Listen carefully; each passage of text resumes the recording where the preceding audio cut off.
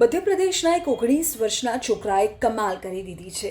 Supreme કોર્ટમાં પોતાનો જ પક્ષ રાખ્યો અને 10 મિનિટમાં એવી દલીલ કરી કે સુપ્રીમ કોર્ટે મધ્યપ્રદેશ સરકારને આદેશ આપવો પડ્યો કે આ છોકરાનું ને અન્ય છોકરાઓનું સાંભળો, કંઈક કામ ચલાવ, નિર્ણય લો.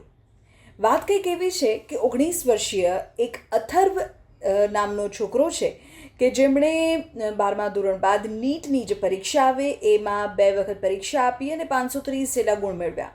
હવે ખાનગી મેડિકલ કોલેજમાં જ્યારે તે પ્રવેશ માટે ગયો તો EWS શ્રેણીમાં તેમને એડમિશન ન મળ્યું, કારણ કે ખાનગી મેડિકલ કોલેજીસ પાસે એવી કોઈ સ્પષ્ટ ગાઈડલાઈન નહોતી કે જેનાથી EWS કોટામાં વિદ્યાર્થીઓને એડમિશન મળી શકે, જેના કારણે અથર્વનું MBBSનું એડમિશન અટકી પડ્યું. છોકરાએ હાર ન માની 12મા ધોરણના છોકરાએ હાઈકોર્ટમાં અરજી કરી. હાઈકોર્ટથી કામ ન થયું તો સુપ્રીમ કોર્ટ પહોંચ્યો. બીજી વખત પણ સુપ્રીમ કોર્ટમાં અરજી કરી અને ઓનલાઈન સુનાવણીમાં 10 મિનિટ ન્યાયાધીશ પાસે માંગ્યા અને આ 10 મિનિટમાં તેણે કમાલ કરી દીધો. તેમણે જણાવ્યું કે કઈ રીતે રાજ્ય સરકારની ગાઈડલાઇનમાં ખામી છે અથવા તો સ્પષ્ટતા નથી કે જેના કારણે ખાનગી કોલેજીસમાં EWS કોટામાં એડમિશન મળતું નથી. સુપ્રીમ કોર્ટે આ 19 વર્ષીય દીકરાની દલીલોને સાંભળી અને એ બાદ કોર્ટે પણ સ્વીકાર્યું કે વાત તો સાચી છે.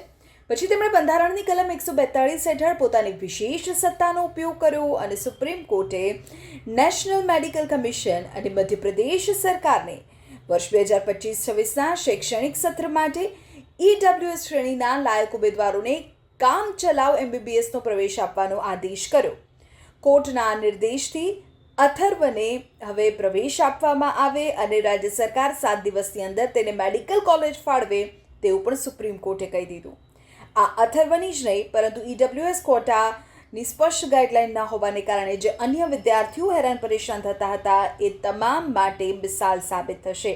મધ્યપ્રદેશ સરકારે હવે તેની સ્પષ્ટતા અને યોગ્ય નિર્ણય કરવો પડશે.